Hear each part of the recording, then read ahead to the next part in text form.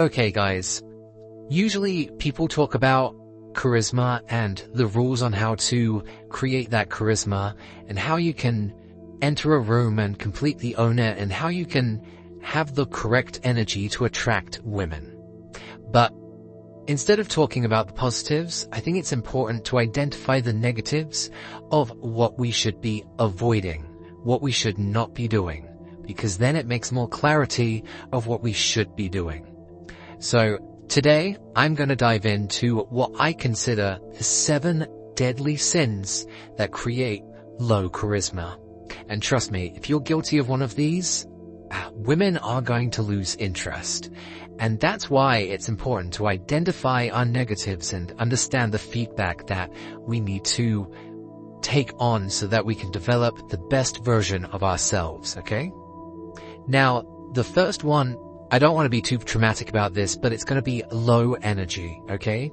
We've been around people who drain vibes, okay? Their voice is monotone, their body language is dull, and they bring the energy down and it's not exciting, okay?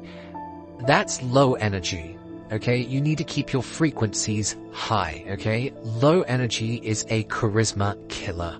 Now, that's all fine and easy for me to say, oh, just have some high energy, but I think it's also important to identify what kind of energy you can bring to the table. Think about how you feel on your best days, okay? Think about what creates your most excited days.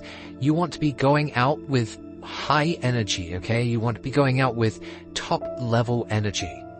And that's also important to identify. Some days you're just not going to have that, okay? If you're run down, if you're drained, it's okay to just say, today is not the day to go out. Because if you go out and you're running at 10% of your energy, you're going to feel crappy later down the line, and you're going to feel like you can't achieve what you need to.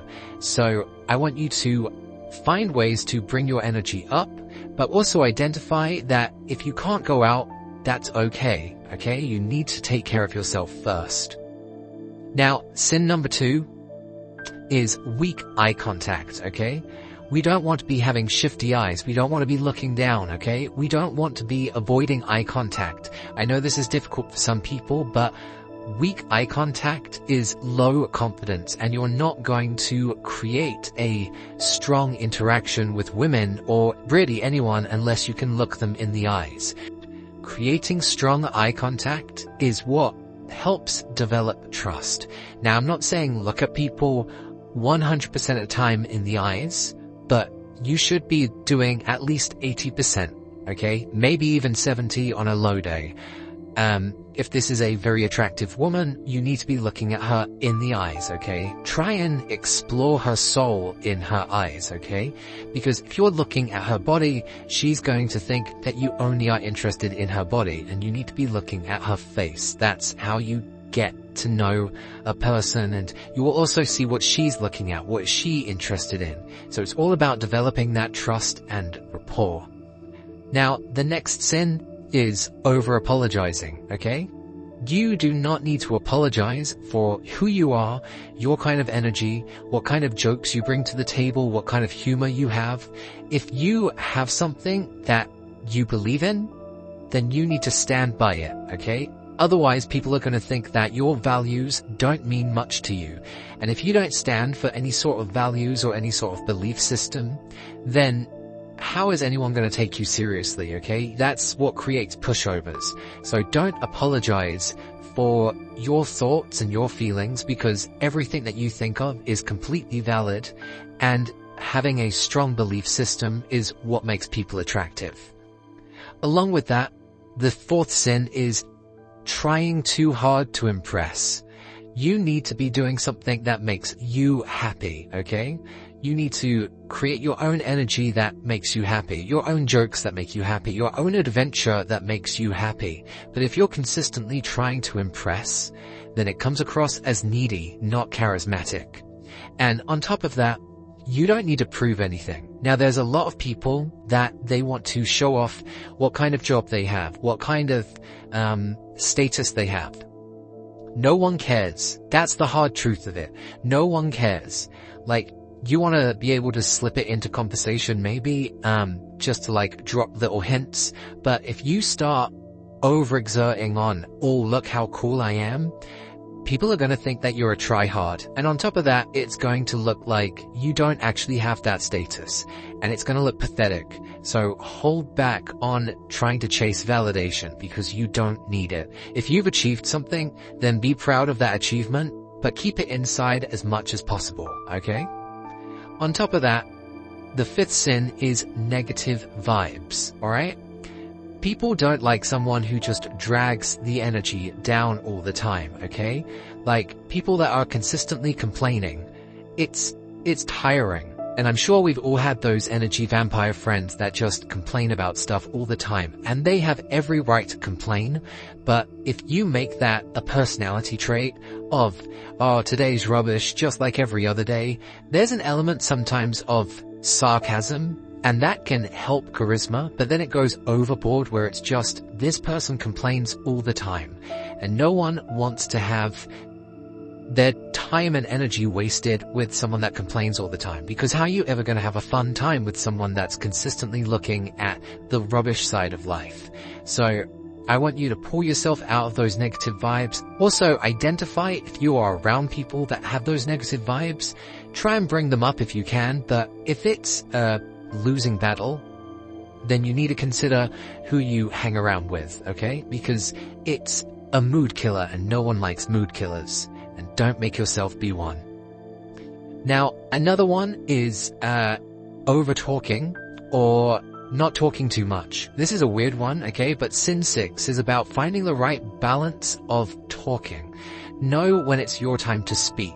Know when it is your time to tell a story, but it is also important that even if you are leading the conversation, you need to leave space for other people to talk, okay?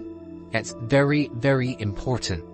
You need to allow people to talk, and that allows you to actively listen. And this is so powerful because if you actively listen and you pick up on what people are talking about, then you can use that in your conversations when it's your time. And that way then you're absorbing in that person into your conversations and stories even more.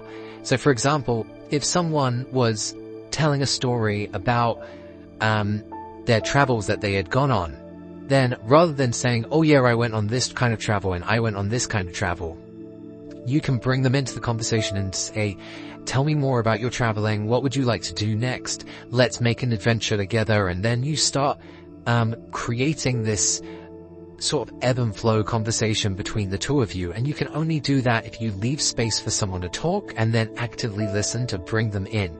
But if you want to talk all the time, people are going to think, wow, this guy doesn't listen. He's only talking about himself. And that's just boring to listen to after a while. Sometimes people like it, but after a while, you need to give space to other people, okay? And the seventh sin is going to be bad posture, okay? This goes along with all kinds of different body language, but you need to make sure that you are keeping yourself fit and active and healthy, and that is going to equate to good posture as well, okay?